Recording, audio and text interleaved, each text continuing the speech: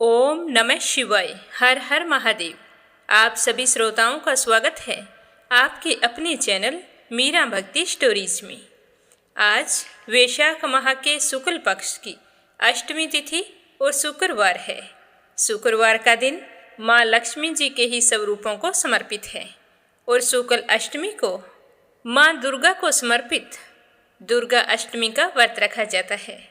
यह व्रत हर महीने के शुक्ल पक्ष की अष्टमी को रखा जाता है और इसे मासिक दुर्गा अष्टमी के नाम से जाना जाता है। तो देवी माँ के भक्तों को दुर्गा अष्टमी व्रत की हार्दिक शुभकामनाएं। कल शुक्ल पक्ष की नवमी तिथि है और वैशाख शुक्ल नवमी को सीता नवमी का पावन पर्व मनाया जाता है, जो माता सीता के प्राकट्य दिवस के रूप में बहुत ही महत्वपूर्ण है।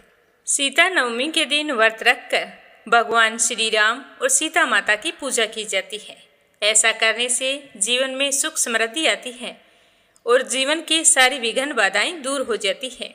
सीता माता भूमि पुत्री है, इसीलिए यह दिन धरती माता और प्रकृति के प्रति सम्मान प्रकट करने वाला भी है। सीता नवमी के दिन पूजा का शुभ मुहूर्त रहेगा 25 अप्रैल को सुबह 10:58 से दोपहर 1:34 तक। इसी शुभ समय में भगवान श्री राम और सीता मैया की पूजा अर्चना करनी है। अब अपने शुभारंभ करते हैं आज की कथा का। बोलो गणेश जी महाराज की जय हो। एक नगर में एक बूढ़ी माई रहती थी, जो रोजाना मिट्टी के गणेश की पूजा किया करती थी। वो रोजाना मिट्टी का गणेश जी बनाती और फिर पूजा करती। पर जैसे ही बूढ़ी माई गणेश जी की प्रतिमा को स्नान कराती तो मिट्टी का गणेश जी था वो तो गल जाता। तो वह बूढ़ी माई बड़ी ही परेशान होती। वो चाहती कि मेरे पास ऐसी प्रतिमा हो जो खराब ना हो तो कितना अच्छा हो। तो एक समय की बात है, बूढ़ी माई के घर के पास एक सेठ जी का मकान बन रहा था। तब बूढ़ी माई मकान बनाने वाले मिस्त्री के पास जाकर बोली कि बेटा, मुझे पत्थर की मूर्ति बना दे। मैं गणेश जी की पूजा करती हूँ, मिट्टी का गणेश जी बनाती हूँ, पानी लगते ही वो तो गल जाता है। तो मैं तो बूढ़ी हो चली हूँ, मुझसे रोजाना गणेश जी बनाया नहीं जाता। इसीलिए बेटा, तू मेरे लिए एक पत्थर का गणेश जी बना दे। गणेश भगवान तेरी सारी मनोकामनाएं पूर्ण करेंगे। तो बूढ़ी माई की बात सुनकर मिस्त्री बोला कि हम तुम्हारे लिए मूर्ति गढ़ेंगे, उतनी देर में तो हम अपनी दीवार बना लेंगे। हमारे पास इतना समय नहीं है कि सेठ जी का काम बीच में छोड़कर हम तुम्हारे लिए मूर्ति बनाएं। तो यह सुनते ही बूढ़ी माई को बड़ा ही दुख हुआ और वह मन ही मन कहने लगी कि भगवान करे तुम्हारी यह दीवार कभी ना बने। यह कहकर बूढ़ी अम्मा अपने घर चली गई और मिस्त्री और मजदूर दीवार बनाने में लग गए। अब दीवार जैसे ही बनाए तो वो टेढ़ी हो जाए, तो दीवार को तोड़े फिर से बनाए, पर सीधी दीवार ना बने। इस तरह पूरा दिन एक ही दीवार को तोड़ते बनाते हुए बीत गया। शाम को सेठ जी आए और कहने लगे कि आपने अभी तक कुछ नहीं किया। तो मिस्त्री ने बूढ़ी माई के आने की सारी बात बताई। तो सेठ जी सुनकर बूढ़ी माई के पास गए और प्रणाम करके कहने लगे कि माँ जी, आप आशीर्वाद दो कि मेरा मकान जल्दी से पूरा हो जाए। मैं तुम्हारे लिए पत्थर का क्यों, सोने का गणेश जी बनवा दूंगा। तो यह सुनकर बूढ़ी माई बहुत ही प्रसन्न हुई और उसने सेठ जी को आशीर्वाद दिया कि बेटा, बिना कोई विघ्न के तेरा मकान जल्दी से पूरा हो जाएगा। तो सेठ जी ने आकर देखा कि टेढ़ी दीवार थी वो बिल्कुल सीधी हो गई थी। तो यह गणेश जी का चमत्कार देखकर मिस्त्री और मजदूर सेठ जी सारे गणेश जी की जय जयकार करने लगे और सेठ जी ने जैसा कहा था वैसा ही किया। सोने का गणेश जी बनवाकर बूढ़ी माई को लाकर दे दिया। तो यह देखकर बूढ़ी अम्मा बहुत ही प्रसन्न हुई और सेठ जी को ढेरों दुआएं देने लगी। उसी दिन से सेठ जी भी गणेश जी का पक्का भक्त बन गया और रोजाना सबसे पहले उठकर स्नान करता, फिर गणेश जी की पूजा करके ही अन्य कोई काम किया करता था। तो गणेश जी के आशीर्वाद से सेठ जी दिन दुगनी रात चौगुनी तरक्की करने लगा। बोलो गणेश जी भगवान की जय हो। अब अपने सुनते हैं संतोषी माता की कहानी। बोलो संतोषी माता की जय हो। एक बुढ़िया थी, उसके 7 बेटे थे। 6 कमाने वाले थे और एक बेटा निकम्मा था, वह कोई काम धाम नहीं करता था। तो बुढ़िया 6 बेटों की रसोई बनाती और उन्हें बड़े प्रेम पूर्वक भोजन कराती।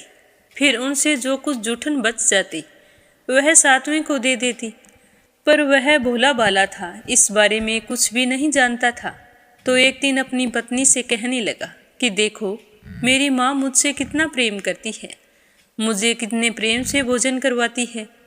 तो उसकी पत्नी कहने लगी कि हाँ हाँ, क्यों नहीं, सबका जूठा जो तुमको खिलाती है। तो अपनी पत्नी की बात सुनकर वह कहने लगा, नहीं, ऐसा नहीं हो सकता, मेरी माँ ऐसा नहीं कर सकती। जब तक मैं अपनी आंखों से ना देखूं, तुम्हारी बात पर विश्वास नहीं कर सकता। तो उसकी पत्नी ने हंसकर कहा कि जब आंखों से देख लोगे तब तो मानोगे। तो उसने कहा, ठीक है। कुछ दिन बीतने पर दीपावली का त्योहार आया। तो घर पर 7 प्रकार के भोजन और चूरमे के लड्डू बने। तो वह यह देखने के लिए कि मेरी माँ मुझको सबका जूठा खिलाती है, तो सिर दुखने का बहाना करके रसोई में पतला वस्त्र ओढ़कर सो गया और कपड़े में से सब कुछ देखता रहा। उसने देखा कि उसके 6 भाई भोजन करने आई। तो उसकी माँ उनके लिए सुंदर आसन बिछाया, नाना प्रकार की रसोई परोसी और बड़े ही प्रेम पूर्वक उन्हें भोजन कराया। तो वह सब कुछ देखता रहा। जब 6 भाई भोजन करके चले गए, तो उसकी माँ ने उनकी जूठी थालियों में से लड्डुओं के टुकड़ों को उठाकर एक बड़ा सारा लड्डू बनाया और थाली की जूठन साफ करके अपने बेटे को पुकारा कि बेटा, तेरे 6 भाई भोजन कर गए हैं, अब तू ही बाकी है, उठकर भोजन कर ले। आज त्योहार के दिन तुम भूखा ही सो रहा है। तो वह माँ की बात सुनकर कहने लगा कि माँ, मुझे भोजन नहीं करना, अब मैं परदेश जा रहा हूँ। तो उसकी माँ कहने लगी कि कल जाता अभी चला जा। तो वो कहने लगा, हाँ माँ, अभी जा रहा हूँ। यह कहकर वो खड़ा होकर रसोई से बाहर निकल गया और चलते समय उसे अपनी पत्नी की याद आई। वो गौशाला में कंडे थाप रही थी। तो वह वहाँ जाकर कहने लगा कि हम जावें परदेश को, आवेंगे कुछ काल, तुम रहियो संतोष से, धर्म अपनो पाल। तो उसकी पत्नी ने कहा कि जाओ पिया आनंद से, हमारी सोच हटाए, राम भरोसे हम रहें, ईश्वर तुम्हें सहाय। 2 निशानी आपरी, देख धरूं मैं धीर, सुधी मति हमारी बिसारियो, रखियो मन गंभीर। तो यह सुनकर उसका पति कहने लगा कि मेरे पास कुछ नहीं है, यह एक अंगूठी है, सो ले लो और अपनी कुछ निशानी मुझे दे दो। तो उसकी पत्नी कहने लगी कि स्वामी, मेरे पास क्या है, यह गोबर भरा हाथ है। यह कहकर उसकी पीठ पर गोबर के हाथ की थाप मार दी। इसके बाद वह वहाँ से चल दिया। चलते चलते दूर देश पहुँचा। वहाँ एक साहूकार की दुकान थी। वहाँ जाकर कहने लगा कि भाई, मुझे नौकरी पर रख लो। साहूकार को लड़के की ज़रूरत थी। वो बोला, रह जा। तो वह कहने लगा कि साहूकार जी, तनख्वाह क्या दोगे? तो साहूकार ने कहा कि काम देखकर दाम मिलेंगे। तो साहूकार के यहाँ उसे नौकरी मिल गई। अब वह सुबह 7 बजे से रात को 10 बजे तक नौकरी पर जाने लगा। कुछ ही दिनों में दुकान का सारा लेन देन, हिसाब किताब, ग्राहकों को माल बेचना, सारा कार्य करने लगा। साहूकार के 7-8 नौकर थे। वे सारे हैरान थे कि यह तो बहुत काम करता है, जितना हम सारे मिलकर नहीं कर पाते, इतना यह अकेला ही कर लेता है। इस तरह सोचकर वे सारे चक्कर खाने लगे। सेठ ने भी देखा कि यह बहुत काम करता है और मन का भी बहुत सीधा है। तो उसने 3 महीने के बाद उसे अपने आधे मुनाफे का हिस्सेदार बना लिया। कुछ ही वर्ष में वह तो नामी सेठ बन गया। तो मालिक सारा कारोबार उस पर छोड़कर स्वयं तीर्थ यात्रा पर चला गया। तो वह सारा काम अकेले ही संभालने लगा। इधर उसकी पत्नी को सास ससुर दुख देने लगे। जब से वो घर छोड़कर गया था, सारे घर गृहस्थी का काम उसी से करवाते थे। जंगल से लकड़ी लेने के लिए भेजते थे और भोजन के नाम पर घर के आटे में जो भूसी निकलती है, उसकी रोटी बनाकर रख दी जाती और फूटे नारियल की नरेली में पानी रख दिया जाता। तो इस तरह अपने परिवार वालों का बर्ताव देखकर छोटी बहू बड़ी ही दुखी होती। एक दिन की बात है, वह लकड़ी लेने के लिए जंगल में जा रही थी। तो रास्ते में बहुत सी स्त्रियां संतोषी माता का व्रत करती हुई दिखाई दी। तो वह भी वहाँ पर खड़ी होकर कथा सुनने लगी। कथा समाप्त होने पर पूछा कि बहनों, तुम किस देवता का व्रत करती हो और इसके करने से क्या फल मिलता है? यदि तुम इस व्रत का विधान मुझे समझाओ तो मैं तुम्हारा बड़ा एहसान मानूंगी। तब उनमें से एक स्त्री कहने लगी कि सुनो बहन, यह संतोषी माता का व्रत है। इसके करने से निर्धनता और दरिद्रता का नाश होता है और मन में जो कुछ कामना हो वह संतोषी माता की कृपा से पूरी हो जाती है। तो वह कहने लगी, मुझे इस व्रत की विधि भी बताओ। तो वह भक्तिन स्त्री कहने लगी कि 1.25 आने का गुड़ चना ले लेना, अगर इच्छा हो तो 5.25 आने का ले लेना या 1.25 रुपये का, जितनी भी इच्छा हो ले आना। बिना परेशानी, श्रद्धा व प्रेम से जितना भी बन सके सवाया लेना।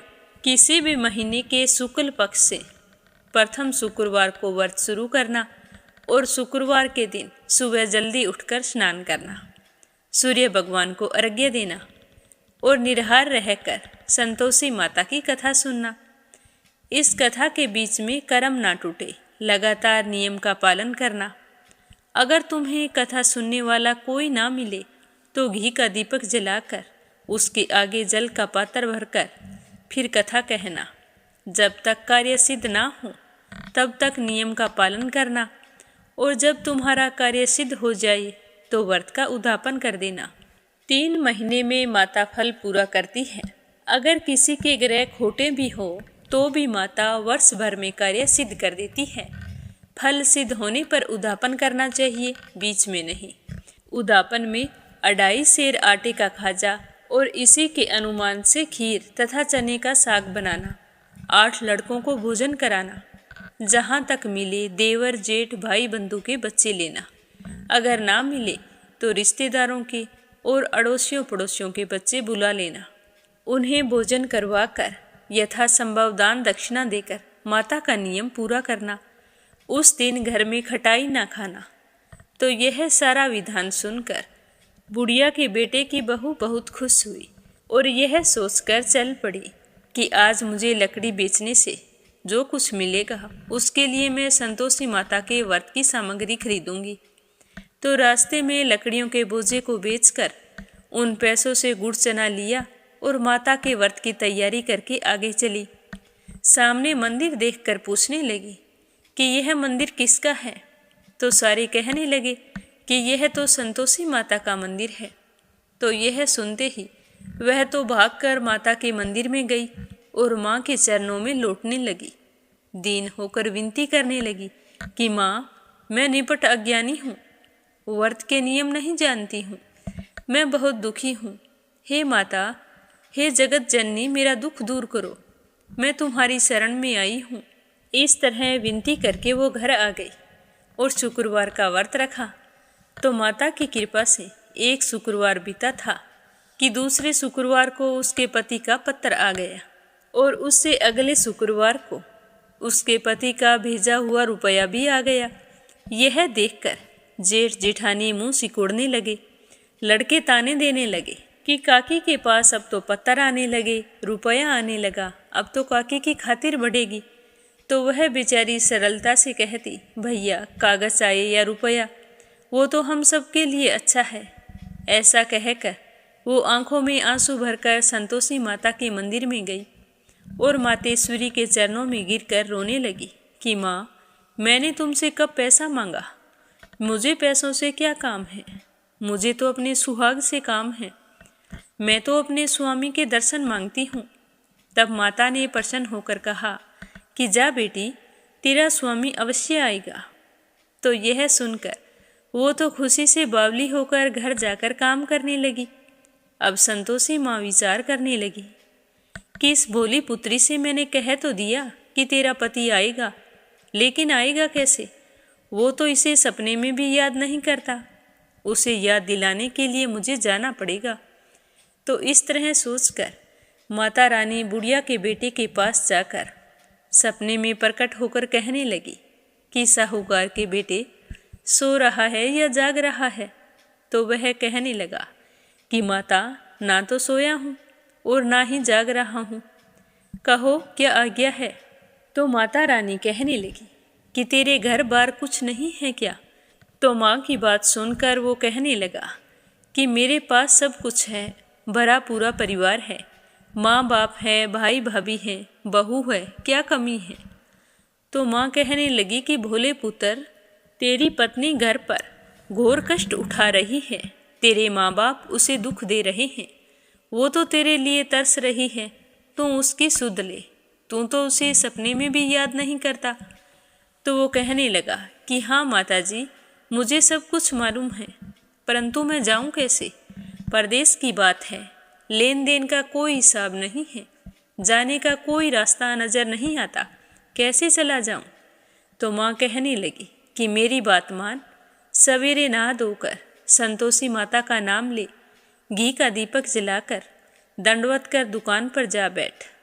तो देखते ही देखते दुकान का सारा लेन देन चुक जाएगा, जमा माल बिक जाएगा, सांझ होते होते धन का भारी ढेर लग जाएगा। यह कहकर माता रानी उसके सपने से अंतर्ध्यान हो गई। अब सुबह होते ही वह तो सपने की बात को मानकर सुबह नहा धोकर संतोषी माता को दंडवत घी का दीपक जलाकर दुकान पर जाकर बैठ गया। थोड़ी देर में ही देखता है कि देने वाले रुपया लाने लगे, लेने वाले हिसाब लेने लगे। कोठे में भरे सामान के खरीदार नगद दाम देकर सौदा करने लगे। शाम तक धन का भारी ढेर लग गया। तो यह देखकर वो बहुत ही खुश हुआ और मन ही मन माता रानी का धन्यवाद करने लगा और घर ले जाने के लिए गहना कपड़ा सामान खरीदने लगा और वहाँ का काम निपटा कर तुरंत घर के लिए रवाना हो गया। उधर उसकी पत्नी जंगल में लकड़ी लेने गई तो लौटते समय माताजी के मंदिर में रुकी। वह तो उसके रोजाना वहाँ रुकने का स्थान था। तो धूल उड़ती देखकर वह कहने लगी कि माँ, आज ये धूल कैसी उड़ रही है। तो माता कहती है कि हे पुत्री, तेरा पति घर आ रहा है, अब मैं तुम्हें जैसा कहूँ वैसा ही करना है। तू लकड़ियों के 3 बोझे बना ले, एक नदी किनारे रख देना, दूसरा मेरे मंदिर पर और तीसरा अपने सर पर रखकर घर जाना। तेरे पति को लकड़ी का गट्ठर देखकर मोह पैदा होगा, वो नदी किनारे रुकेगा, नाश्ता पानी बनाकर फिर माँ से मिलने जाएगा। तब तू लकड़ी का गट्ठर लेकर घर जाना और चौक पर लकड़ियाँ डालकर जोर से आवाज़ लगाना कि लो सासू जी, लकड़ियों का गट्ठर लो, भूसी की रोटी दो, नारियल की नरेली में पानी दो, आज मेहमान कौन आया है। तो इस तरह संतोषी माता ने उसे समझाया। तो उसने कहा कि ठीक है माँ, जैसा तुमने कहा वैसा ही करूँगी। तो वो जल्दी से वहाँ से खड़ी हुई और लकड़ियाँ लाने चली गई। 3 लकड़ियों के गट्ठर लेकर आई, एक नदी किनारे रखा, एक माता के मंदिर में रख दिया और एक गट्ठर लेकर घर की ओर चल पड़ी। इतने में वहाँ पर एक मुसाफिर आ पहुँचा। सूखी लकड़ी देखकर उसकी इच्छा हुई कि यहीं पर विश्राम करूं, भोजन बनाकर खा पीकर फिर गांव जाऊंगा। तो इस तरह वो रास्ते में रुककर भोजन बनाने लगा, फिर विश्राम करके शाम को गांव गया। सबसे बड़े प्रेम से मिला। उसी समय सिर पर लकड़ी का गट्ठर लिए एक औरत आती है और लकड़ियों का भारी बोझा आंगन में डालकर जोर से 3 आवाज़ लगाती है कि लो सासू जी, लकड़ियों का गट्ठर लो, भूसी की रोटी दो, आज मेहमान कौन आया है। तो बहू की बात सुनकर उसकी सास भागकर बाहर आती है और अपने दिए हुए कष्टों को बुलाने हेतु कहती है कि बहू, तुम ऐसा क्यों बोल रही है, तेरा पति ही तो आया है, आ बैठ, मीठा भात खा, भोजन कर, कपड़े गहने पहन, भूसी की रोटी तू क्यों खाए, भूसी की रोटी खाए हमारे दुश्मन। तो इस तरह की आवाज़ सुनकर उसका पति बाहर आ जाता है और अपनी पत्नी की अंगुली में अंगूठी देखकर व्याकुल हो जाता है और अपनी माँ से कहता है कि माँ, ये कौन है। तो उसकी माँ कहती है कि बेटा, ये तेरी बहू है, जब से तू गया है यह तो किसी की नहीं सुनती है, सारे गांव में भटकती फिरती है, घर का काम काज कुछ नहीं करती और 4 पहर आकर खा जाती है। आज तुझे देखकर पता नहीं कैसे ये पागलों जैसी बातें कर रही है। तो अपनी माँ की बात सुनकर उसका बेटा कहने लगा कि ठीक है माँ, कोई बात नहीं, तुम मुझे दूसरे घर की चाबी दे दो, मैं उसी में रह लूँगा। तो उसकी माँ कहने लगी कि ठीक है, जैसी तेरी मर्जी। ऐसा कहकर उसकी माँ ने दूसरे मकान की चाबी अपने बेटे को दे दी। तो वह चाबी लेकर दूसरे मकान की तीसरी मंजिल का कमरा खोलकर उसमें अपना सारा सामान रख लिया। एक दिन में राजा के महल जैसा ठाट बाट बन गया। दोनों पति पत्नी सुखपूर्वक रहने लगे। इतने में शुक्रवार का दिन आने वाला था। तो वह अपने पति से कहने लगी कि स्वामी, मुझे संतोषी माता के व्रत का उद्यापन करना है। तो उसका पति बोला कि खुशी से करो। तो बहू खुश होकर उद्यापन की तैयारी करने लगी। अब जेठ के बच्चों को भोजन के लिए कहने गई तो उन्होंने कहा कि ठीक है काकी, आ जाएंगे। परंतु पीछे से जेठानी ने अपने बच्चों को सिखा दिया कि देखो, भोजन करते समय खटाई मांगना, जिससे उसका उद्यापन पूरा ना हो। तो बच्चों ने कहा ठीक है। अब शुक्रवार के दिन वो नहा धोकर अपनी काकी के यहाँ भोजन करने गए। तो पहले संतोषी माता की कथा कही, उसके बाद में उनके तिलक करके मोली बांधी और फिर बड़े ही प्रेम पूर्वक भोजन करवाया। तो बच्चों ने खीर खाने के बाद कहा कि काकी, अब हमें खटाई दो, खीर हमें नहीं भाती है, देखकर मन में अरुचि सी होती है। तो वो कहने लगी कि बेटा, खटाई किसी को नहीं दी जाएगी, यह तो संतोषी माता के व्रत का उद्यापन है, इसमें खटाई नहीं खाई जाती। तो लड़के खड़े हो गए और कहने लगे कि काकी, पैसे दे दो। तो वो भोली बहू कुछ जानती नहीं थी और उसने बच्चों को पैसे दे दिए। तो वो जेठ के लड़के उसी समय हट करके दुकान से इमली लाए और खाने लगे। तो यह देखकर बहू पर संतोषी माता ने कोप किया। राजा के दूत आए और उसके पति को पकड़ कर ले गए। जेठ जेठानी मनमाने वचन कहने लगे कि लूट खोस कर धन लाया था, अब पता चल जाएगा जब जेल की हवा खाएगा। तो बहू से यह सब कुछ सहन नहीं हुआ और वो रोती हुई माताजी के मंदिर गई और कहने लगी कि हे माँ, तुमने ये क्या किया, हंसाकर मुझे रुला दिया। तो संतोषी माता कहने लगी कि बेटी, तूने उद्यापन करके मेरा व्रत भंग किया है। तो वो कहने लगी कि माँ, मैंने कोई अपराध नहीं किया, मैंने तो भूल से लड़कों को पैसे दे दिए थे, मुझे क्षमा कर दो माँ, मैं तुम्हारा उद्यापन फिर से करूँगी। तो उसकी बात सुनकर संतोषी माता कहने लगी कि बेटी, अब की बार भूल मत करना। तो वो कहने लगी कि नहीं माँ, अब भूल नहीं होगी, पर तुम मुझे बतलाओ मेरे पति घर कैसे आएंगे। तो संतोषी माता ने कहा कि जा पुत्री, तेरा पति तुझे रास्ते में आता ही मिलेगा। तो जैसे ही वह संतोषी माता को प्रणाम करके मंदिर से बाहर निकली तो रास्ते में उसका पति आता हुआ दिखाई दिया। तो वह पूछने लगी कि आप कहाँ गए थे। तो उसका पति हंसकर कहने लगा कि इतना धन जो कमाया है उसका टैक्स राजा ने मांगा था, वही भरने गया था। तो वह प्रसन्न होकर कहने लगी कि भला हो संतोषी माता का, अब घर चलो। तो कुछ दिन बाद फिर शुक्रवार आया। तो वह अपने पति से कहने लगी कि स्वामी, मुझे व्रत का उद्यापन फिर से करना है। तो उसके पति ने कहा कि खुशी से करो, पर अब की बार ध्यान रखना। तो वह जेठ के लड़कों को भोजन के लिए कहने के लिए गई। तो बच्चों ने कह दिया कि आ जाएंगे, पर उसकी जेठानी कहने लगी कि पिछले उद्यापन से तुम्हारा मन नहीं भरा, जब और आ गई। तो उसने अपनी जेठानी को कुछ नहीं कहा, चुपचाप लौट आई। तो पीछे से जेठानी अपने अपने लड़कों को सिखाने लगी कि अब की बार तुम ऐसा करना, जाते ही खटाई मांगना। तो जैसे ही शुक्रवार का दिन आया तो बच्चे नहा धोकर अपनी काकी के यहाँ चले गए। कथा सुनने के बाद में जैसे ही उसकी काकी ने भोजन परोसा तो वो कहने लगे कि खीर तो हम नहीं खाएंगे, हमें तो खटाई चाहिए। तो उनकी काकी कहने लगी कि बेटा, आज तो खटाई किसी को नहीं मिलेगी, भोजन करना है तो करो। तो वो कहने लगे कि नहीं, हम भोजन नहीं करेंगे, खीर खाने से तो हमारा जी बिगड़ता है। ऐसा कहकर सारे उठ खड़े हुए और अपने अपने घर चले गए। तो काकी यह देखकर बहुत ही दुखी हुई। फिर ब्राह्मणों के लड़कों को लाकर भोजन कराने लगी। पहले उन्हें श्रद्धापूर्वक भोजन करवाया और फिर दक्षिणा की जगह एक एक फल उन्हें दिया तो संतोषी माता बहुत ही प्रसन्न हुई। तो माता की कृपा होते ही 9वें महीने उनके घर चंद्रमा के समान पुत्र ने जन्म लिया। तो पुत्र को पाकर दोनों पति पत्नी बड़े ही खुश थे।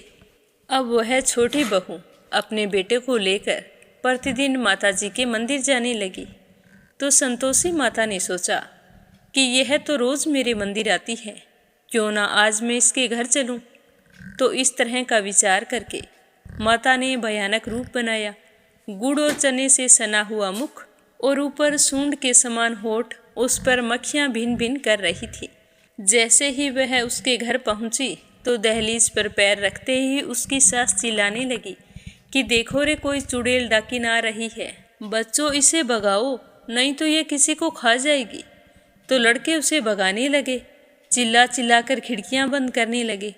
तो छोटी बहू ऊपर कमरे में बैठी थी।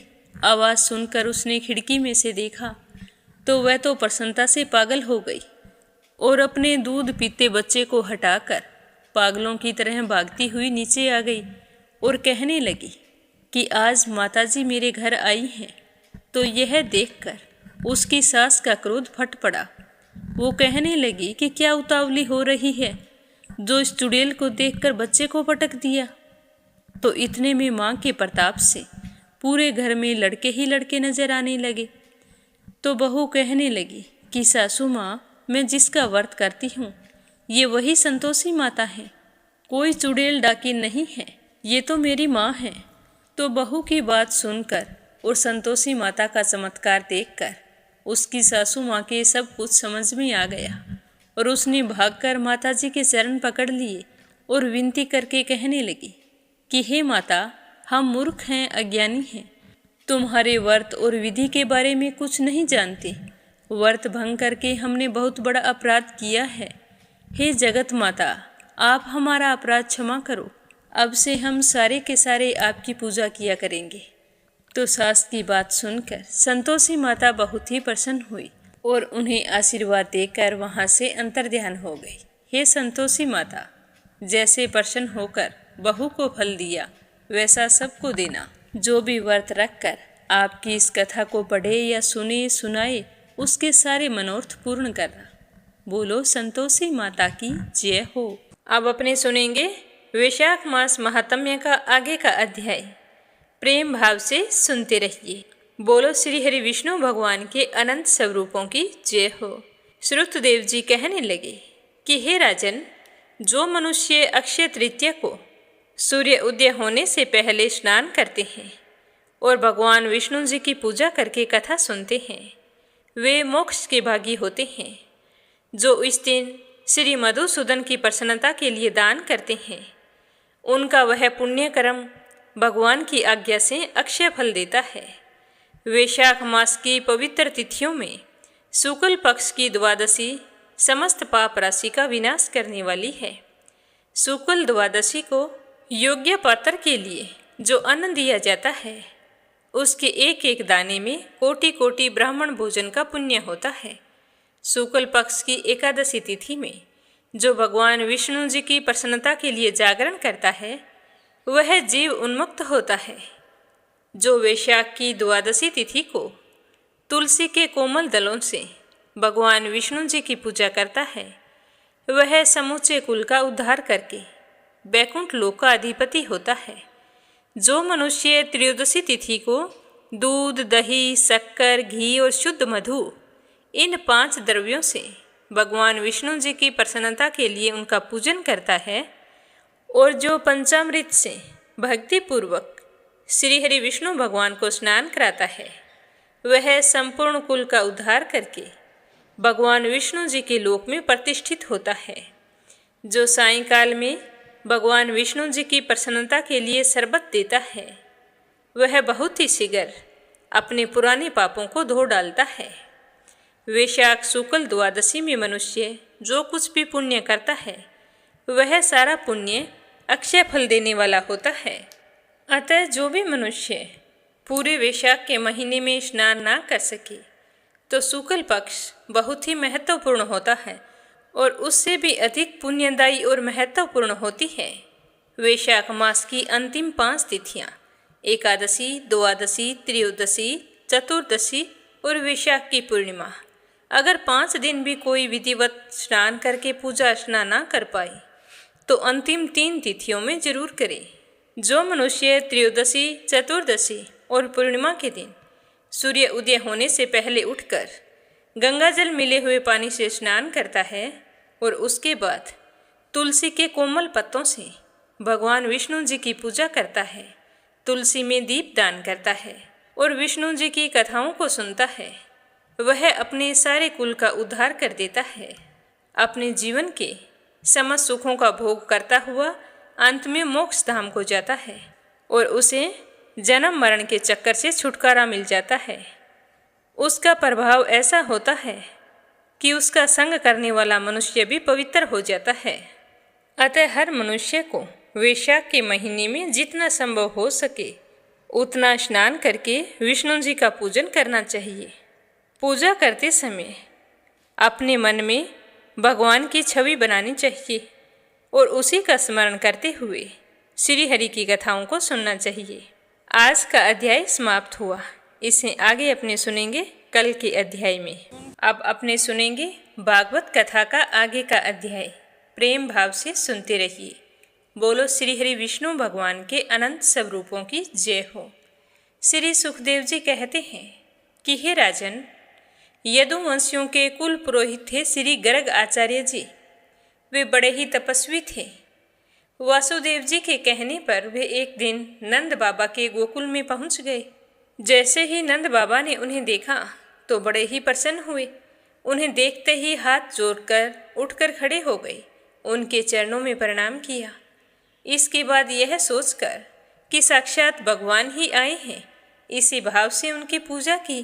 पूजा करने के पश्चात जब गर्ग आचार्य जी आराम से बैठ गए और विधि पूर्वक उनका आतिथ्य सत्कार हो गया, तब नंद बाबा बातें करते हुए उनसे बड़ी ही मधुर वाणी में उनका अभिनंदन करके कहने लगे कि हे भगवान, आप तो स्वयं पूर्ण काम है, फिर भी बताइए मैं आपकी क्या सेवा करूं। आप जैसे महात्माओं का हमारे जैसे गृहस्थों के घर आना हमारे परम कल्याण का कारण है। हम तो घर के कामों में इतने उलझे रहते हैं और इन प्रपंचों में हमारा चित्त इतना दीन हो रहा है कि हम तो आश्रम के बारे में सोच भी नहीं सकते, आना जाना तो दूर की बात रही। हमारे कल्याण के सिवा आपके आगमन का कोई और हेतु तो नहीं। हे प्रभु, जो बात साधारणतः इंद्रियों की पहुंच के बाहर है अथवा भूत और भविष्य के गर्भ में निहित है, वह भी ज्योतिष शास्त्र के द्वारा प्रत्यक्ष जान ली जाती है। आपने उसी ज्योतिष शास्त्र की रचना की है। आप ब्रह्मवेताओं में श्रेष्ठ हैं। अतः मेरी आपसे एक विनती है कि मेरे इन दोनों बालकों के नामकरण आदि संस्कार आप ही कर दीजिए, क्योंकि ब्राह्मण जन्म से ही मनुष्य मात्र का गुरु होता है। तो नंद बाबा की बात सुनकर गर्ग आचार्य जी कहने लगे कि हे नंद जी, मैं सब जगह यदुवंशियों के आचार्य के रूप में प्रसिद्ध हूँ। अगर मैंने तुम्हारे पुत्र के नामकरण संस्कार कर दिए तो लोग तो यही समझेंगे कि यह देवकी का पुत्र है, और कंस तो बुरी तरह से बावला हो रहा है यह पता करने के लिए कि देवकी की 8वीं संतान कहाँ है। तुम्हें तो पता ही है कि कंस की बुद्धि बहुत बुरी है और वह अब पाप कर्मों से लिप्त है। वासुदेव जी के साथ तुम्हारी बड़ी घनिष्ठ मित्रता है। जब देवकी की कन्या से उसने यह बात सुन ली कि उसको मारने वाला कहीं और पैदा हो गया है, तब से वह यही सोच रहा है कि देवकी के 8वें गर्भ से कन्या का जन्म नहीं होना चाहिए था। यदि मैं तुम्हारे पुत्र का संस्कार कर दूंगा तो कंस को तो पूरा विश्वास हो जाएगा कि यह देवकी का ही पुत्र है, और देवकी वासुदेव जी का पुत्र समझकर मार डाला तो हम क्या करेंगे। यह तो हमसे बड़ा अन्याय हो जाएगा। अतः मैं ये काम नहीं कर सकता हूँ।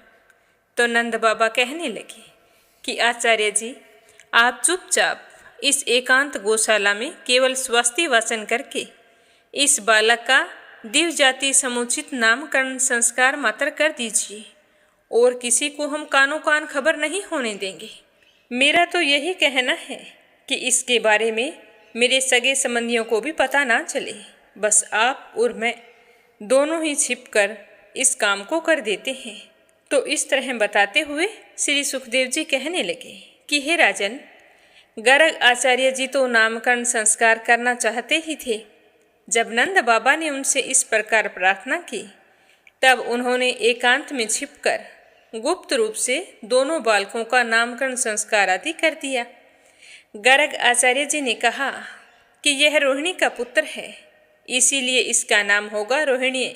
यह अपने सगे संबंधियों और मित्रों को अपने गुणों से अत्यंत आनंदित करेगा, इसीलिए इसका दूसरा नाम होगा राम। इसके बल की कोई सीमा नहीं होगी, अतः इसका एक नाम बल भी होगा। यह यादवों और तुम लोगों में कोई भी भेदभाव नहीं रखेगा और लोगों में फूट पड़ने पर हमेशा मेल करवाता रहेगा, इसीलिए इसका एक नाम संकर्षण भी होगा। और हे नंद जी, यह तुम्हारा दूसरा पुत्र जो सांवला सांवला है, यह प्रत्येक युग में शरीर ग्रहण करता है। पिछले युगों में इसने क्रमशः श्वेत, रक्त और पीत ये 3 विभिन्न रंग स्वीकार किए थे। अब की बार यह कृष्ण वर्ण हुआ है, तो इसका नाम कृष्ण होगा। नंद जी, यह तुम्हारा पुत्र पहले कभी वासुदेव जी के घर भी पैदा हुआ था, इसीलिए इस रहस्य को जानने वाले लोग इसे वासुदेव जी के नाम से भी पुकारेंगे। तुम्हारे पुत्र के और भी बहुत से नाम हैं तथा रूप भी अनेक हैं। इसके जितने गुण हैं और जितने कर्म हैं, उन सब के अनुसार अलग अलग नाम पड़ जाते हैं। मैं तो उन नामों को जानता हूँ, परंतु संसार के साधारण लोग नहीं जानते हैं। यह तुम लोगों का परम कल्याण करेगा। समस्त गोप और गौओं को यह बहुत ही आनंदित करेगा। इसकी सहायता से तुम लोग बड़ी बड़ी विपत्तियों को बड़ी सुगमता से पार कर लोगे। हे वृषराज, बहुत पहले युग की बात है, जब पृथ्वी पर कोई भी राजा नहीं बचा था, चोर डाकुओं ने चारों ओर लूट खोस मचा रखी थी, तब तुम्हारे इसी पुत्र ने सज्जन पुरुषों की रक्षा की थी और इससे बल पाकर उन लोगों ने लुटेरों पर विजय प्राप्त की थी। जो मनुष्य तुम्हारे इस सांवले सलोने शिशु से प्रेम करते हैं, वे बड़े ही भाग्यवान हैं। जैसे विष्णु भगवान के कर कमलों की छत्र छाया में रहने वाले देवताओं को असुर जीत नहीं सकते, ठीक वैसे ही इसे प्रेम करने वालों को भीतर या बाहर से किसी भी प्रकार के दुश्मन हरा नहीं सकते हैं। हे नंद जी, चाहे जिस दृष्टि से देखें, गुण में, संपत्ति में और सौंदर्य में, कीर्ति और प्रभाव में, तुम्हारा यह बालक साक्षात भगवान नारायण के समान है। तुम बड़ी सावधानी और तत्परता से इसकी रक्षा करना और अच्छे से इसका पालन पोषण करना। तो इस प्रकार नंद बाबा को भली भांति समझाकर आदेश देकर गर्ग आचार्य जी अपने आश्रम को लौट गए। उनकी बात सुनकर नंद बाबा को बड़ा ही आनंद हुआ। उन्होंने ऐसा समझा कि आज मेरी तो सारी आशा अभिलाषाएं पूरी हो गई हैं। मैं तो कृतकृत्य हो गया हूँ। मुझसे धनी तो शायद ही कोई है। तो इस तरह नंद बाबा मन ही मन बड़े ही प्रसन्न हो रहे थे। तो इस तरह बताते हुए श्री शुक्राचार्य जी कहने लगे कि हे राजन, अब उन दोनों बालकों को राम और श्याम के नाम से पुकारा जाने लगा और नंद बाबा की देखरेख में वो पलने लगे। इसी तरह कुछ ही दिनों में राम और श्याम घुटनों और हाथों के बल बकेयां चलकर गोकुल में खेलने लगे। दोनों भाई अपने नन्हे नन्हे पाँवों को गोकुल की कीचड़ में घसीटते हुए चलते। उस समय उनके पाँवों में और कमर में बंधे हुए घुंघरू होते वो रुनझुन बजने लगते। यह शब्द बहुत ही सुहावना लगता था। वे दोनों स्वयं वह ध्वनि सुनकर खिल उठते थे। कभी कभी दोनों भाई सीधे रास्ते पर चलते रहते और कभी किसी अज्ञात व्यक्ति के पीछे हो लेते। फिर जब वो देखते कि यह तो कोई दूसरा है, तो वहीं पर रुक जाते और डरकर अपनी अपनी माताओं रोहिणी जी और यशोदा जी के पास लौट आते। तो उनकी इन लीलाओं को देखकर उन दोनों की माताएं स्नेह से भर जाती। उनके स्तनों से दूध की धारा बहने लगती। जब उनके दोनों नन्हे नन्हे शिशु अपने शरीर में कीचड़ का अंग राग लगाकर लौटते, तो उनकी सुंदरता और भी अधिक बढ़ जाती। माताएं आते ही उन्हें दोनों हाथों से गोद में लेकर हृदय से लगा लेती और दूध पिलाने लगती। जब वे दूध पीते तो बीच बीच में मुस्कुराकर अपनी माताओं की ओर देखने लगते। तब वे उनकी मंद मंद मुस्कान, छोटी छोटी दंतुलियां और भोला भाला मुख देखकर उनकी माताएं तो आनंद के समुद्र में डूबने उतरने लगती। जब राम और श्याम दोनों कुछ बड़े हुए तब वे ब्रिज में घर के बाहर ऐसी ऐसी बाल लीलाएं करते जिन्हें देखकर गोपियां भी हैरान रह जाती। कभी कभी वे किसी बैठे हुए बछड़े की पूंछ पकड़ लेते तो बेचारे बछड़े डर कर इधर उधर भागने लगते। तब वे दोनों नन्हे बालक उनकी पूंछ को छोड़ते नहीं और भी जोर से पकड़ लेते और बछड़े उन्हें घसीटते हुए दौड़ाने लगते। आगे आगे बछड़े और पीछे पीछे राम और श्याम घसीटते हुए। तो यह देखकर गोपियां अपने घर का काम धंधा छोड़कर बस उन्हें ही देखती रहती और हंसते हंसते लोटपोट होकर परम आनंद में मगन हो जाती। इस तरह राम और श्याम दोनों ही बड़े चंचल, बड़े खिलाड़ी थे। वे कहीं हिरन, गाय आदि सींग वाले पशुओं के पास दौड़कर चले जाते तो कहीं धधकती हुई आग से खेलने के लिए कूद पड़ते। कभी काटने वाले कुत्तों के पास पहुंच जाते तो कभी आंख बचाकर तलवार उठा लेते।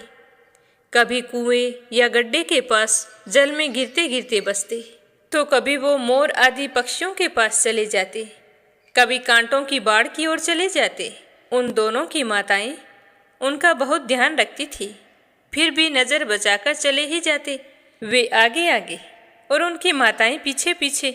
ऐसी स्थिति में उनकी माताएं घर का काम धंधा भी ढंग से संभाल नहीं पाती थी। उनका चित्त बच्चों को भय की वस्तुओं से बचाने के लिए चिंता से अत्यंत चंचल रहता था। इसीलिए पूरा दिन उन्हीं के पीछे दौड़ती रहती। इसी तरह कुछ ही दिनों में दोनों घुटनों का सहारा लिए बिना अनायास ही खड़े होकर गोकुल में चलने फिरने लगे। ये वृक्षवासियों के कन्हैया स्वयं भगवान हैं, परम सुंदर और परम मधुर। अब कान्हा जी और बलराम अपनी ही उम्र के ग्वाल बालों के साथ खेलने के लिए वृक्ष में निकल पड़ते और वृक्ष की भाग्यवती गोपियों को निहाल करते हुए तरह तरह के खेल खेलते। उनके बचपन की चंचलताएं बड़ी ही अनोखी होती थी। गोपियों को वे बड़ी ही सुंदर और मधुर लगती थी। एक दिन सारी की सारी इकट्ठी होकर नंद बाबा के घर आई और यशोदा मैया को सुना सुनाकर कान्हा जी की हरकतों के बारे में बताने लगी कि हे यशोदा मैया, आपका यह कान्हा तो बड़ा नटखट हो गया है। गाय के दूध निकालने का समय ना हो फिर भी यह जाकर हमारे बछड़ों को खोल देता है और जब हम इन्हें डांटती हैं ये ठठाकर जोर जोर से हंसने लगता है। यह चोरी के बड़े बड़े उपाय करके हमारे घर से मीठा मीठा दही और दूध चुरा कर खा जाता है। अकेला खाए तो चलो कोई बात नहीं, इतना खाएगा, लेकिन यह तो सारा दही और दूध दूसरों में बांट देता है। जब उनके भी पेट भर जाते हैं तब यह हमारे मटकों को फोड़ डालता है। यदि घर में कोई वस्तु इसे नहीं मिलती तो यह घर और घर वालों पर बहुत खींचता है और हमारे बच्चों को रुलाकर वहाँ से भाग जाता है। जब हम दूध दही को छींके पर रख देती हैं और इसके छोटे छोटे हाथ वहाँ पर नहीं पहुँच पाते तब यह बड़े बड़े उपाय रचता है। हे मैया, यह छोटा सा दिखता है, इसके उपाय बहुत बड़े होते हैं। कहीं पर वह 2-4 पीड़ों को जोड़ के उसके ऊपर एक पीड़ा रख देता है। कभी ऊखल रखकर चढ़ जाता है और कभी ऊखल के ऊपर पीड़े रखकर उन पर चढ़ जाता है। अगर फिर भी नहीं पहुंच पाए तो अपने साथियों को लेकर जाता है। एक दूसरे के कंधे पर चढ़कर दूध दही के मटकों तक पहुंच ही जाता है। अगर वह उनमें से दूध दही ना निकाल पाए तो उन बर्तनों में छेद कर देता है। हे मैया, तो हम वस्तुओं को बहुत अंधेरे में छिपा देती हैं तो भी यह वहाँ तक पहुँच ही जाता है, क्योंकि तुमने इतने बहुत सारे मणि में आभूषण जो पहना रखे हैं उनके प्रकाश से इसे तो सब कुछ दिखाई दे जाता है। इसके शरीर में भी ऐसी ज्योति है जिसके कारण इसे सब कुछ दिख ही जाता है। यह इतना चालाक है, कब कौन कहाँ रहता है इसका सब इसे पता रहता है। जब हम सारी इसका ध्यान रखते रखते अपने घर के कामों में लगती हैं।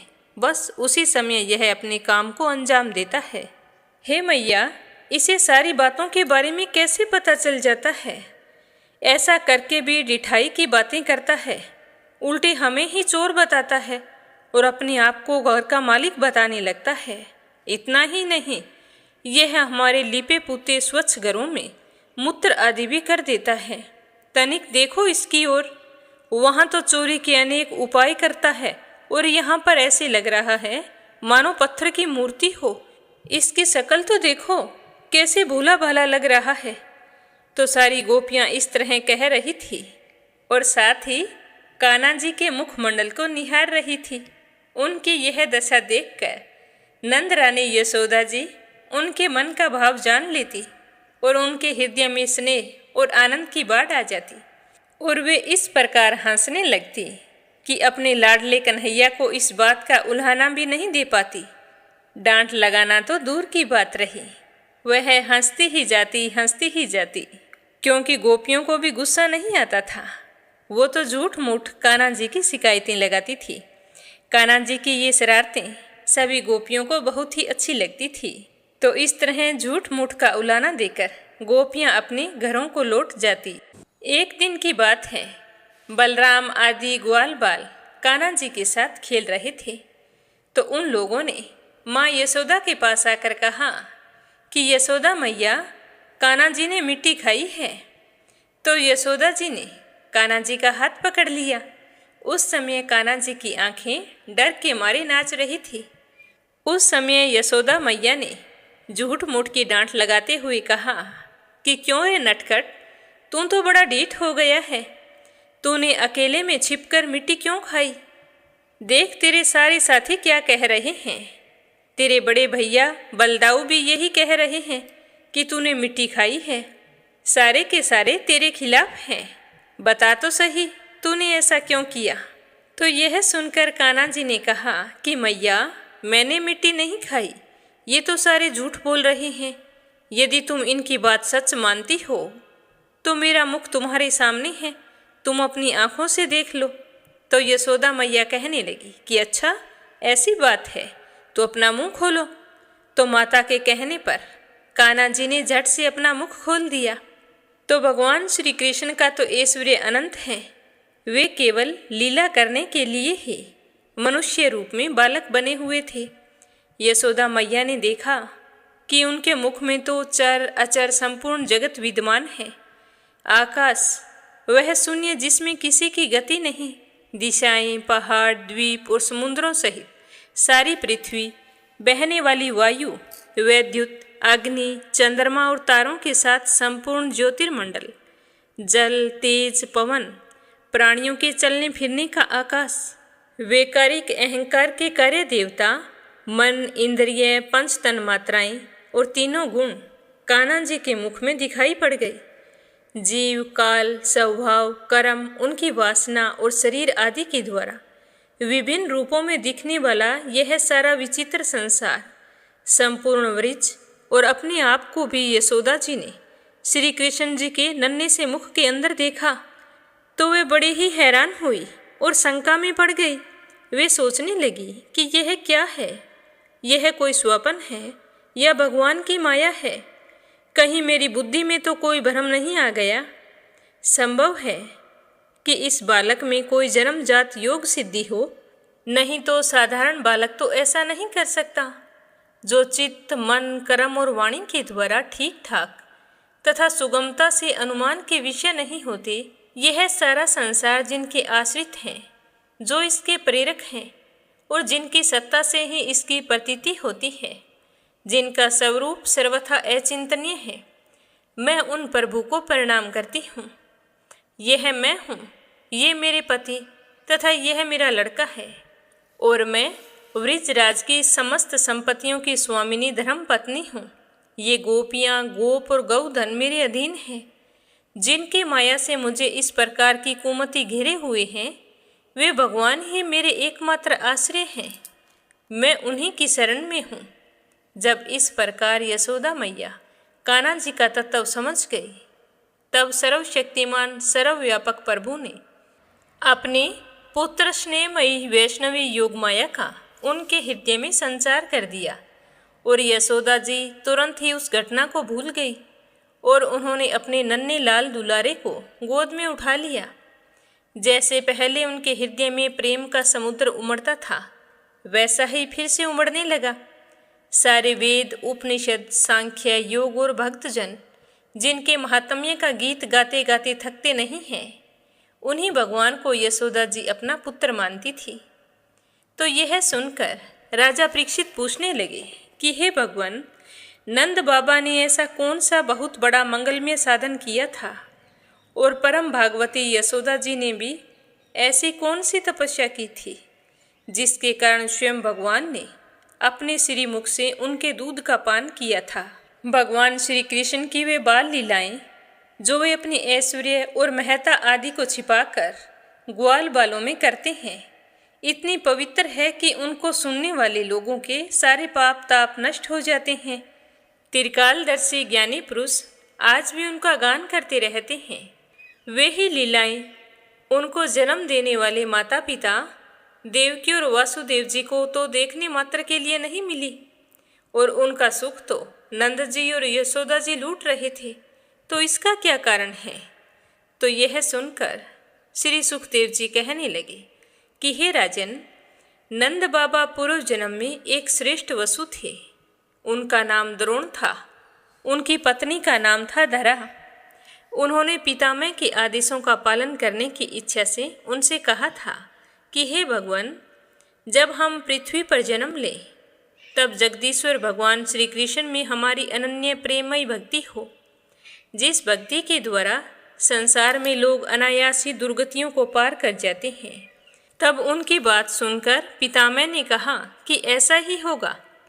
वे ही परम यशस्वी भगवान द्रोण वृक्ष में पैदा हुए और उनका नाम हुआ नंद, और वे ही धरा इस जन्म में यशोदा के नाम से उनकी पत्नी हुई। अब इस जन्म में जन्म मृत्यु के चक्कर से छुड़ाने वाले भगवान उनके पुत्र हुए हैं, और समस्त गोप गोपियों की अपेक्षा इन पति पत्नी नंद और यशोदा जी का उनके प्रति अत्यंत प्रेम हुआ। पितामह की बात सत्य करने के लिए भगवान श्री कृष्ण बलराम जी के साथ वृक्ष में रहकर समस्त वृक्षवासियों को अपनी बाल लीलाओं से आनंदित करने लगे। तो आज की कथा को यहीं पर विराम देते हैं। इससे आगे अपने सुनेंगे कल की कथा में। श्री हरि का आशीर्वाद पाने के लिए नित्य नियम से सुनते रहिए। बोलो श्री हरि विष्णु भगवान की जय हो। अब अपने सुनते हैं गंगा और यमुना की कथा। प्राचीन समय की बात है। एक गांव था जिसमें दो बहनें रहा करती थी। एक बहन का नाम था गंगा, दूसरी का नाम था जमुना। एक बार दोनों बहनें किसी साहूकार के खेत से गुजर रही थी, तो जमुना ने खेत में से 13 दाने जौ के तोड़ लिए और गंगा को दिखाने लगी। तो गंगा कहने लगी कि जमुना, तूने ये क्या किया? तूने चोरी की है, इसका दोष तुझे लगेगा। तो यह सुनकर जमुना घबरा गई और कहने लगी कि बहन, मेरा ये पाप कैसे उतरेगा? तो गंगा कहने लगी कि तू अब ऐसा कर, जिस साहूकार का ये खेत है उसके घर जाकर 12 साल तक नौकरी कर, तभी तेरा पाप धुलेगा और तुझे इस दोष से मुक्ति मिलेगी। तो यह सुनकर जमुना साहूकार के घर चली गई और वहाँ जाकर साहूकार से कहने लगी कि बाबा, मुझे काम पर रख लो। तो साहूकार को काम वाली की ज़रूरत थी। उसने कहा कि ठीक है बेटा, तुम क्या क्या काम कर सकती हो? तो वो कहने लगी कि बाबा, मैं सारे काम करूँगी, लेकिन 4 काम नहीं करूँगी।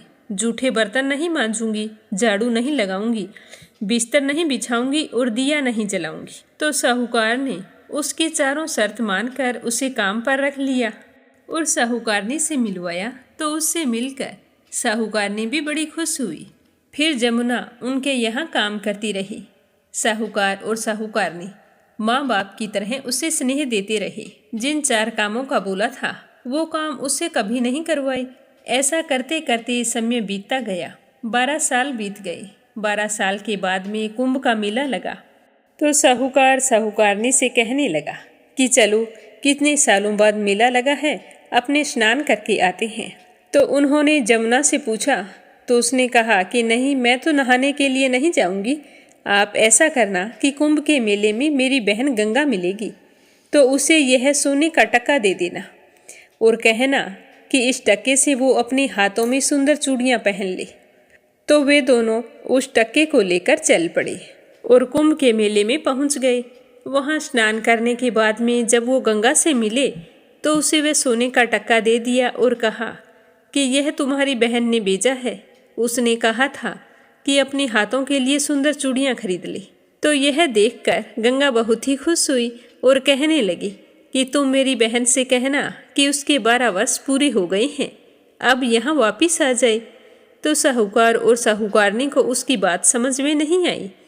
वो घर आ गई। जमुना उस समय मटके में पानी भर रही थी तो उन्हें देखते ही कहने लगी कि माँ, मेरी बहन गंगा आपको मिली थी क्या? तो साहूकारनी कहने लगी कि हाँ बेटा, तुम्हारी बहन मिली थी। वो टका तो हमने उसे दे दिया, पर उसने तो कहा था कि मेरी बहन को बोल देना 12 वर्ष पूरे हो गए हैं, इसीलिए तुम वापिस आ जाओ। क्या बात थी? तो बस इतना समाचार सुनते ही जमुना तो सहस्त्र धारा में बदल गई और बहने लगी। जमुना जी का यह रूप देखकर साहूकार और साहूकारनी हैरान हो गए कि हमारे घर में जमुना माता ने 12 साल काम किया है तो हमें तो अब दोष लग गया है। हम तो पाप के भागी हो गए हैं, हमारा यह पाप कैसे दूर होगा? और जमुना बहकर गंगा के पास चली गई। तो गंगा ने जमुना से कहा कि तुम साहूकार और साहूकारनी को कुछ कहकर आई हो या ऐसे ही आ गई? तो जमुना कहने लगी कि मैं तो कुछ भी बताकर नहीं आई, तुम्हारा समाचार पाते ही मैं तो बिना बताई आ गई हूँ। तो गंगा ने कहा कि तुम वापिस जा, उन्हें दिलासा देकर आ, नहीं तो उन्हें जीवन भर असंतोष रहेगा। तुम्हें इस तरह बिना बताए नहीं आना चाहिए था। तो गंगा के कहने पर जमुना माता ने साहूकार और साहूकारनी को सपने में दर्शन दिए और कहा कि तुम दोनों इस तरह उल्टे माथे क्यों पड़े हो? उठ जाओ, खाओ पियो। तो वे दोनों कहने लगे कि हम कैसे उठें, हमें तो पाप लगा है, क्योंकि हमने उल्टे सीधे और पता नहीं कितने नीच कार्य आपसे करवाए हैं। तो जमुना जी कहने लगे कि तुम्हें कोई पाप या दोष नहीं लगा है, दोष तो मुझे लगा था। मैंने तुम्हारे खेत से 13 दाने जौ के चुराए थे, तो मैं अपना दोष उतारने के लिए तुम्हारे घर आई थी। अब 12 साल तुम्हारे घर रहने से मेरा दोष उतर गया है और मेरी मुक्ति हो गई है। और अगर आपने मुझसे काम करवाया है तो प्यार भी तो दिया है, आप मेरी माँ और बाबा हो। इस तरह उदास और परेशान होने की तुम्हें कोई ज़रूरत नहीं है। मैं तुम्हारे यहाँ 12 साल रही हूँ तो तुम्हारी भी मुक्ति होगी और तुम्हारे घर में अन्न धन के भंडार भरेंगे और तुम्हें संतान की प्राप्ति होगी। इतना कहकर जमुना जी उनके सपने से चली गई। दोनों उठकर देखते हैं कि उनके घर में पहले से अधिक धन हो गया है और 10 महीने पूरे होने पर साहूकारनी ने बहुत ही सुंदर पुत्र को जन्म दिया। इस तरह साहूकार और साहूकारनी के घर अन्न धन का वास हुआ और वंश वृद्धि हुई। हे जमुना माता, जैसे आपने साहूकार वह साहूकारनी की मुक्ति कराई, वैसे अपने सभी भक्तों की कराना। जो भी प्रेम भाव से आपकी इस कथा को सुने सुनाए और औरों को भी इसके महत्व के बारे में बताए, उसकी सारी मनोकामनाएं पूर्ण करना। बोलो गंगा जमुना माता की जय हो। अब आपने सुनते हैं लपसी और तपसी की कहानी। बोलो लपसी तपसी की जय हो। बहुत पुराने समय की बात है। एक गांव में एक ब्राह्मण परिवार रहा करता था। उसमें पति पत्नी के अलावा उनके 2 बच्चे थे। एक बेटा था, एक बेटी थी। ब्राह्मण दंपति बहुत ही सरल स्वभाव के थे। समय मिलने पर प्रभु का स्मरण किया करते थे। उनकी बेटी बहुत ही संस्कारी और सुशील थी, लेकिन उनका बेटा आवारा किस्म का था। वह कोई काम धाम नहीं करता और ना ही कभी अपने माँ बाप का कहना मानता था। समय के साथ दोनों बहन भाई बड़े हो गए। बहन की शादी कर दी गई, पर भाई का वही हाल था। उसके माँ बाप ने उसे समझाया कि बेटा, अब हम वृद्ध हो चले हैं, तुम कोई काम किया करो, लेकिन उस पर उनकी बातों का कोई असर नहीं होता था। तो एक दिन ब्राह्मणी अपने पति से कहने लगी कि स्वामी, आप बिल्कुल काम छोड़ दीजिए। जब घर में कुछ भी नहीं होगा तो यह अपनी जिम्मेदारी समझेगा और काम पर लग जाएगा। तो ब्राह्मण ने दूसरे दिन से काम पर जाना छोड़ दिया। तो यह देखकर उनके बेटे ने कोई काम नहीं किया और चोरी करने चला गया। आते जाते राहगीरों को लूट लेता और उसी से अपने घर का गुजारा किया करता था। तो उसकी लूटने और चोरी करने की आदत से सारे गांव वाले उसे लपसी कहने लगे। तो लपसी की इस हरकत से उसके माँ बाप बहुत ही दुखी रहते थे, पर वह किसी की सुनने के लिए तैयार नहीं था। इसी तरह समय बीतता गया। एक दिन की बात है कि लपसी एक पीपल के पेड़ पर बैठा था। तभी शिव पार्वती जा रहे थे। पार्वती माता गहनों से लदी हुई थी। तो लपसी उन्हें देखकर सोचने लगा कि सूरत के कितने गहने हैं, आज ये सारे के सारे लूट लूँगा तो मुझे कई महीनों तक चोरी नहीं करनी पड़ेगी। तो वह लूटने के इरादे से पीपल की ओट में होकर बैठ गया। जैसे ही शिव पार्वती वहाँ से जाने लगे तो लपसी एकदम से शिव पार्वती के सामने आकर कहने लगा कि जल्दी से जितने सारे गहने पहन रखे हैं उतार दो। तो पार्वती माता कहने लगी कि तुम चोरी क्यों करती हो, तुम्हें पता है चोरी करना पाप है। तो लपसी कहने लगा कि क्या करूं, घर पर मेरे माँ बाप हैं, मेरी एक भांजी है, उनके लिए दोनों समय भोजन की व्यवस्था कहाँ से करूं, मुझे कोई काम तो आता नहीं है। तो लपसी की बात सुनकर पार्वती माता कहने लगी कि तुम जो चोरी करके पाप करते हो, इस पाप का भागी कौन बनेगा।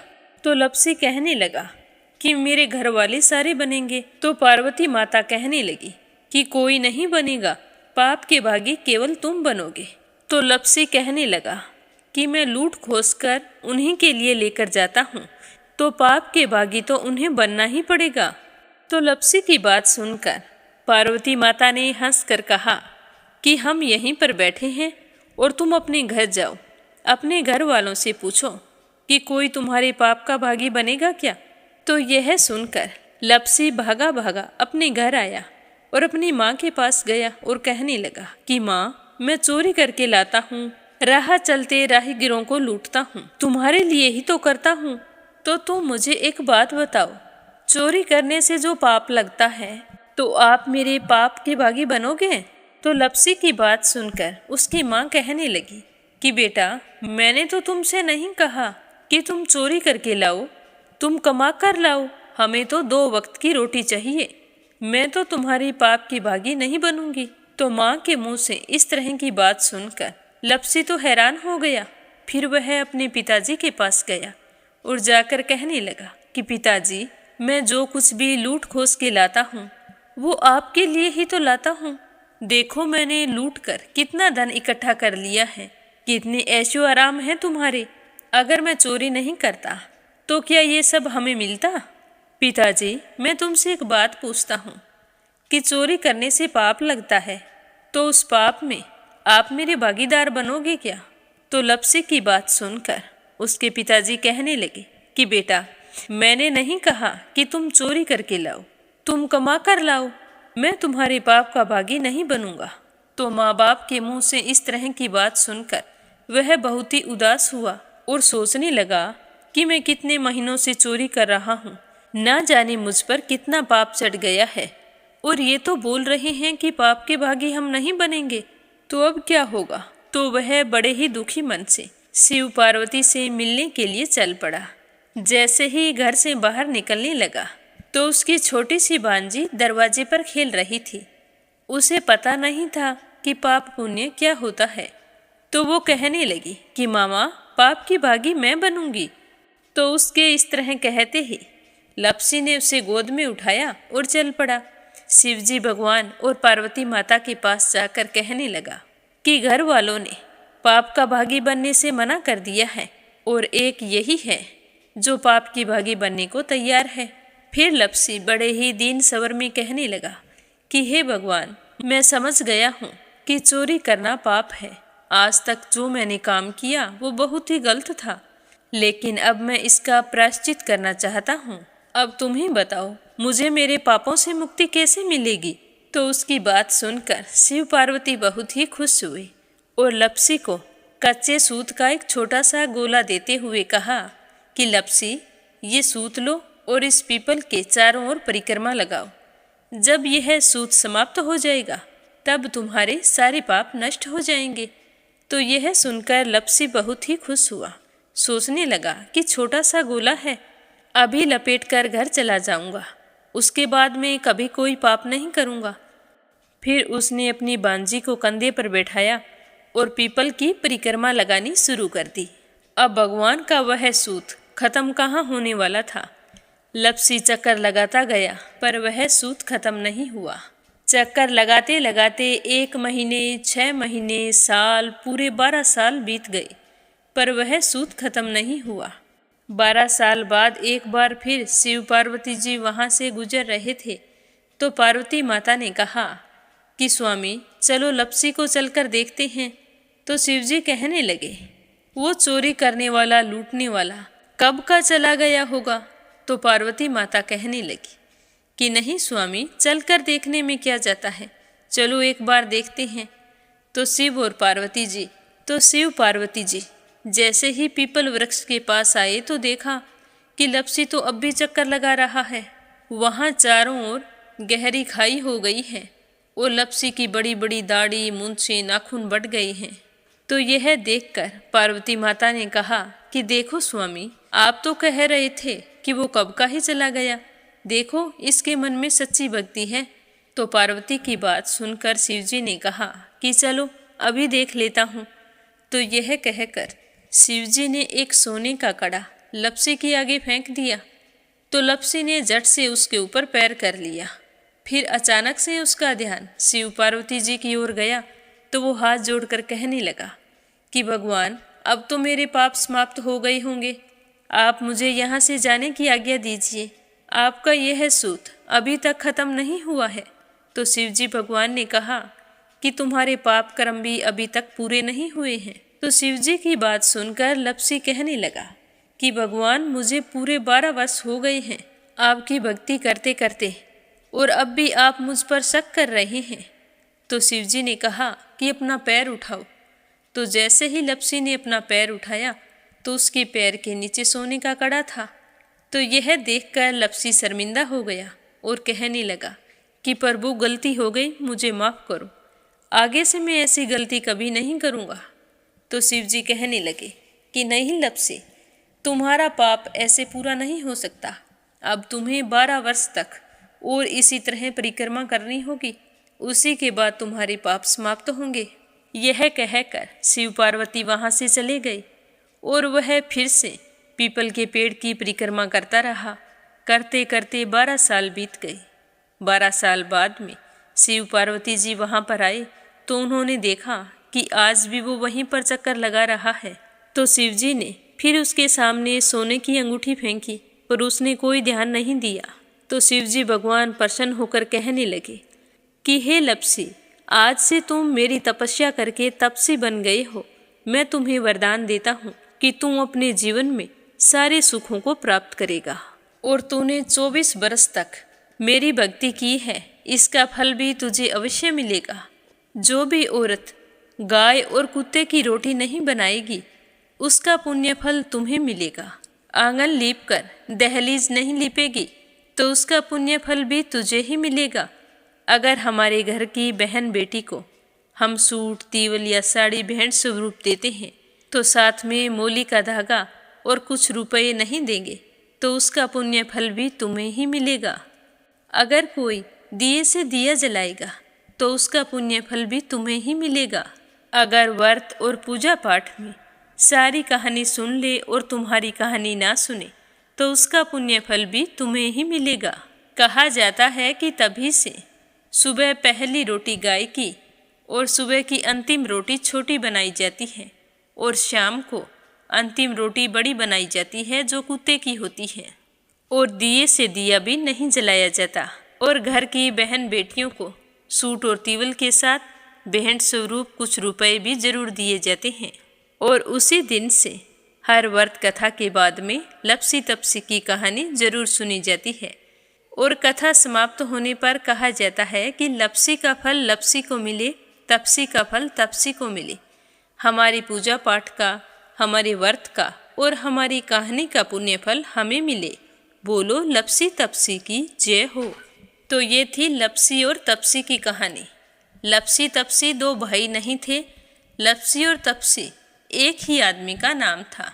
लूट कर लाता था, इसीलिए उसे लपसी के नाम से पुकारते थे और फिर भगवान की तपस्या करने के कारण उसे तपसी के नाम से जाना जाने लगा। बोलो लपसी तपसी की जय हो। अब अपने सुनते हैं कथा सुनने वाले प्यारे श्रोताओं के नाम। आज का पहला कमेंट है अपराजिता मीना श्रीवास्तव नेपाल से। दूसरा है परमेश्वरी रघुवीर सिंह दिल्ली से और तीसरा है श्रीमती शर्मा अलीगढ़ से। संजय, सोनिया, हिताक्षी, दीपेश, मयंक हरियाणा से। आशा अग्रवाल, लड्डू, मोहित, अंकुर अग्रवाल आगरा से। रजनी बड़ोला उत्तराखंड से। आशा शर्मा, विष्णु, ज्योति, अंशु भीलवाड़ा से। राधा रोहिला दिल्ली से। कमला गुरुग्राम से। संजना राजपूत अहमदाबाद से। अनिल कुमार टिहरी करनाल से। यूएन तिवारी, इंदिरा तिवारी लखनऊ से। नीमा मठपाल रामनगर से। रेणु कनोडिया, सरला रानी करनपुर से। गीता गोस्वामी, सुनीता गोस्वामी, पीहू गोस्वामी मेरठ से। सुरेंद्र कुमार सैनी, श्रीमती रजनी देवी दुआसी लवीसा सोनीपत से। कोमल निर्मल मुंबई मीरा रोड से। सरला रानी करनपुर से। श्यामवती, सुषमा, विष्णु, कार्तिक, पूर्वी, रुपेश, गौरी, शिवम, निष्ठा हरियाणा से। रुक्मिणी शर्मा अंबाला से। विमला नेपाल से। शोभा कुंवर पुरोहित अहमदाबाद से। संगीता अग्रवाल, कमला देवी अग्रवाल दुलिया महाराष्ट्र से। सीमा जोशी, रवि कुमार जोशी दिल्ली से। मंजू चौधरी भीलवाड़ा से। रेखा धर्मेंद्र शर्मा जयपुर से। बीना देविका कनिका वाशने अलीगढ़ से। किरण पानीपत से। सुदेश शर्मा बीके शर्मा लुधियाना से। सुनीता पवार कृषु पवार मध्य प्रदेश से। नंदा पांडुरंग पुजारी ब्रह्मपुरी महाराष्ट्र से। नीलम जायसवाल हैदराबाद से। उषा शर्मा सोजत सिटी से। के लक्ष्मण दास उमरकोट से। नर बहादुर पाल भागीरथी पाल नेपाल से। गीता गुप्ता रुड़की से। संजीव कंसल, कविता कंसल, हितेश कंसल, रानी कंसल मुजफ्फरनगर से। सुमन चांदोरा जोधपुर से। चंद्रकांता दिल्ली से। शांता भेन वाघेला गुजरात के मंडल से। सुदेश शर्मा बीके शर्मा लुधियाना से। दीपिका यादव रायपुर से। कमलेश भल्ला जम्मू से। स्मिता सीताराम गायकवाड़ महाराष्ट्र से। देवी सिंह, कार्तिक, पायल, सौम्या, उमा रघुवंशी गजबा सोदा से। सावित्री, ईश्वरलाल, राजेश, मीनू, निखिल, राजेश, भारती, शुभम रामचंदानी गाजियाबाद से। प्रेरणा साहू, ईशा साहू, ध्रुव साहू झांसी से। योगेश्वरी रजनीश भटनागर राजस्थान से। बेबी देवी बिहार से। पूजा पाठक उत्तराखंड देहरादून कोसानी से। श्याम सुंदर गोरखपुर से। मीरा सिंह, शिवानी सिंह, वाणी सिंह, कृष्णा सिंह गोरखपुर से। श्रीचंद यादव गया बिहार से। राधा मिश्रा, गौरी मिश्रा, जानवी मिश्रा, सचिन मिश्रा, सीता मिश्रा, माधवी मिश्रा बाराबंकी से। कुसुम बघेल दिल्ली से। आप सभी श्रोताओं का बहुत बहुत धन्यवाद। अपना प्यार और सहयोग हमेशा यूं ही बनाए रखें। इस चैनल पर प्रस्तुत होने वाली कथाओं को रोजाना नियम से सुने और ज़्यादा से ज़्यादा दूसरे विष्णु भक्तों में शेयर करें। भगवान के निमित्त कमेंट करें और अगर चैनल पर पहली बार कथा सुन रहे हैं तो इस चैनल को सब्सक्राइब जरूर करें। आप सभी की मंगल कामना के साथ ओम नमः शिवाय। हर हर महादेव।